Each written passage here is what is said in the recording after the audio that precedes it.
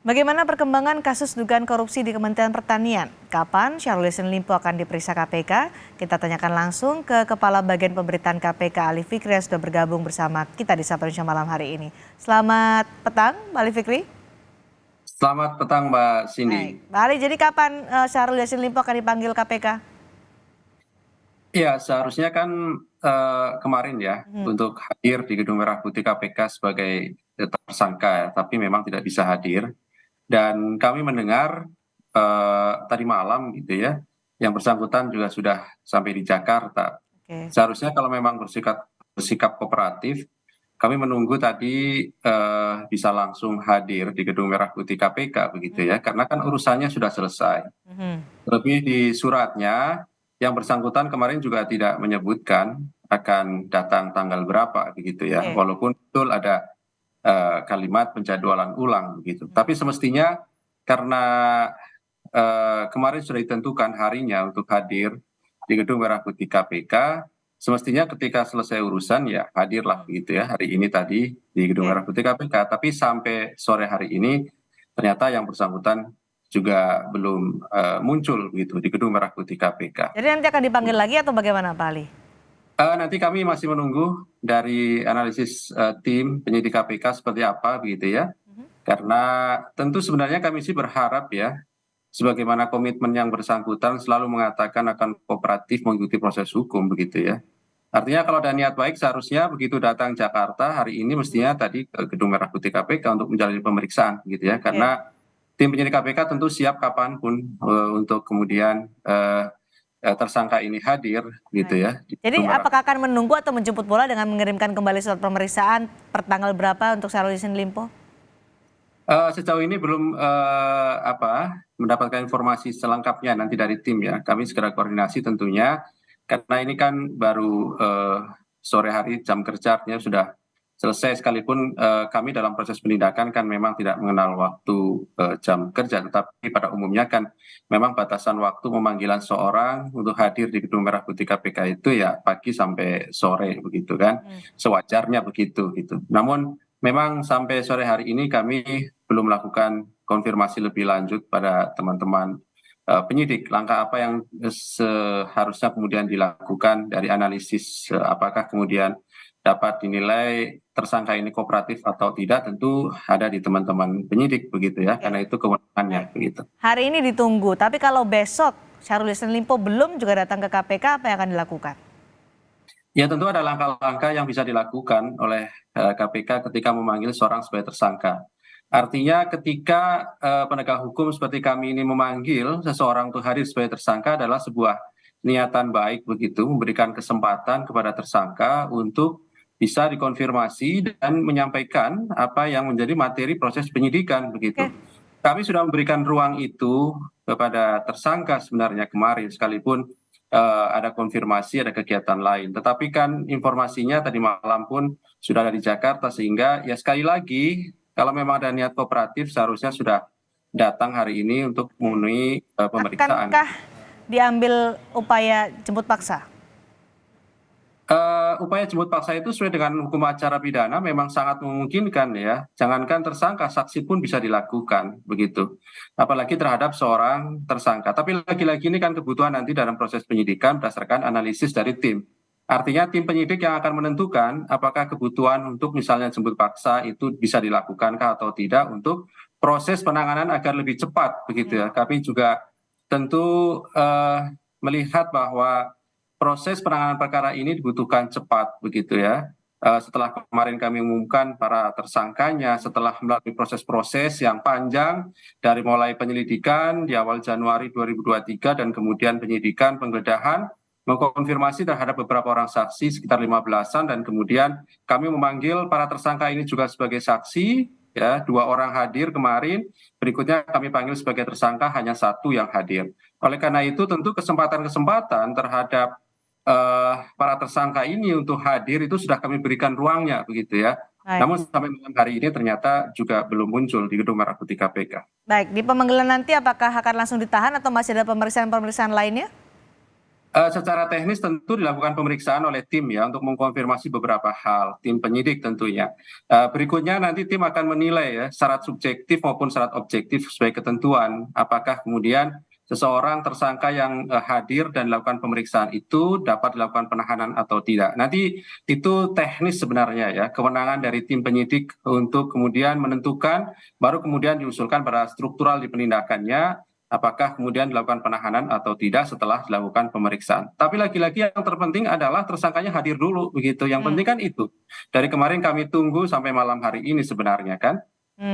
Oke, upaya jemput paksa itu masih menjadi opsi ya, yang juga masih terbuka opsi itu jemput paksa bagi tersangka Syahrul Yassin Limpo. Baik, Pak Ali, KPK kemarin kan menjelaskan kronologi korupsi Kementerian Pertanian terkait uang setoran dari bawahan. Apakah modusnya hanya soal uang setoran ini atau masih ada kasus lainnya yang menyangkut Syahrul Yassin Limpo? Karena disebut ada 3 klaster, kemudian uang yang disebut sebagai hasil mengumpulkan setoran dari bawahannya 13,9 juta, padahal yang ditemukan di penggeledahan di rumah dinas dan juga di rumah dinas Syahrul Yassin Limpo ada 30 miliar rupiah. Ya, jadi apa yang kemudian kami sampaikan, kami bacakan poin-poin dalam kongres kemarin adalah eh, pintu masuknya begitu ya, Mbak Cindy begitu ya. Jadi tentu tidak bisa kami detailkan seperti apa modus dan dugaan perbuatan begitu ya, mens rea dan actus reus tentunya dari para tersangka ini begitu. Karena kan setelah kami lakukan penahanan bukan berarti perkaranya selesai begitu, tapi justru kemudian kami punya waktu 4 bulan ke depan untuk menyelesaikannya begitu. Oleh karena itu kan tentu tidak bisa kami buka selebar-lebarnya apa yang kemudian diperoleh dari hasil proses penyelidikan. Tapi poinnya adalah apa yang kemudian kami sampaikan setidaknya itulah sebagai pintu masuknya. Uang 13,9 adalah pintu masuk untuk bisa naik pada proses Artinya penyidikan. kasus yang berbeda dengan uang 30 miliar yang ditemukan di rumah dinas. Nah, artinya itu 2 hal yang berbeda begitu. Dalam pengembangannya, kemudian ketika kami melakukan penggeledahan kan ditemukan uang kurang lebih sekitar 30 miliar secara cash dan 400 juta di rumah salah satu tersangka lainnya. Itu adalah proses yang kemudian kami temukan pada proses penyidikan. Dalam penyelidikannya pintu masuknya 13,9 ya. Oke. Artinya begini, sangat dimungkinkan uang-uang yang dikumpulkan atau yang ditemukan tadi rumah dinas adalah bagian dari rangkaian awal yang kemudian diterima dan kemudian disimpan. Kan ada kemungkinan seperti itu, uang-uang itu ada kaitannya dengan setoran-setoran dari bawahannya itu. Tetapi sekali lagi bahwa ini adalah butuh pendalaman-pendalaman konfirmasi pada saksi karena pada prinsipnya bahwa apa yang kemudian kami kerjakan, yang kami patuhi adalah hukum acara pidananya. Ketentuan mekanisme seperti apa yang kemudian menjadi jalan kami untuk menjadi atau menyelesaikan perkara ini begitu. Jadi saya ingin mengonfirmasi saja Pak Ali bahwa 13,9 miliar rupiah yang kemarin disebut sebagai setoran dari bawahannya dengan 30 miliar rupiah yang ditemukan di rumah dinas adalah 2 kasus yang berbeda. Bukan 2 kasusnya, 2 hal yang berbeda begitu ya. Artinya gini, itu bisa jadi satu rangkaian yang kemudian diserahkan, diterimanya pada saat dia menjabat dan kemudian dikumpulkan uangnya sehingga kemudian kami temukan pada proses penggeledahan begitu ya. Tetapi ketika proses penyelidikan yang kami lakukan sejak Januari itu kami sudah menemukan indikasi-indikasi ada uang yang diduga diterima dan dinikmati oleh para tersangka ini 13,9 kan begitu. Artinya ke depan sangat mungkin kemudian kami bisa menemukan lebih banyak lagi uang-uang yang diduga dari hasil kejahatan ini kan begitu. Sangat mungkin itu ya, Pak Ali. Iya, tentunya seperti itu karena dalam beberapa perkara bahkan kalau kita melihat misalnya di Probolinggo Jawa Timur dulu ketika tangkap tangan itu terima 20-an juta atau ratusan juta. Setelah kami kembangkan lebih lanjut bisa ratusan miliar yang kemudian KPK selamatkan dan bisa disetorkan pada kas negara. Dan itu banyak perkara seperti itu. Termasuk jumlah tersangka juga akan bertambah? Ya sangat mungkin ketika nanti dalam proses penyidikan dari 3 orang tersangka ini kami kan mengkonfirmasi banyak saksi. Kami pasti menemukan banyak fakta-fakta yang ternyata kemudian ada fakta-fakta hukum keterlibatan pihak lain pasti kami kembangkan ke sana. Prinsipnya sepanjang kemudian kami menemukan kecukupan alat bukti. Sekali lagi basis kerja kami adalah kecukupan alat bukti sebagaimana ketentuan hukum yang berlaku. Kami tidak akan pernah melanggar hukum ketika menegakkan hukum tindak pidana korupsi itu sendiri. Itu prinsip kami, Mbak Cindy. Baik. Pak Yohanes Tanak kemarin juga menyatakan bahwa akan mendalami aliran dana dari Syahrul Yassin Limpo ke partai politik. Sejauh mana KPK sudah mengusut ini?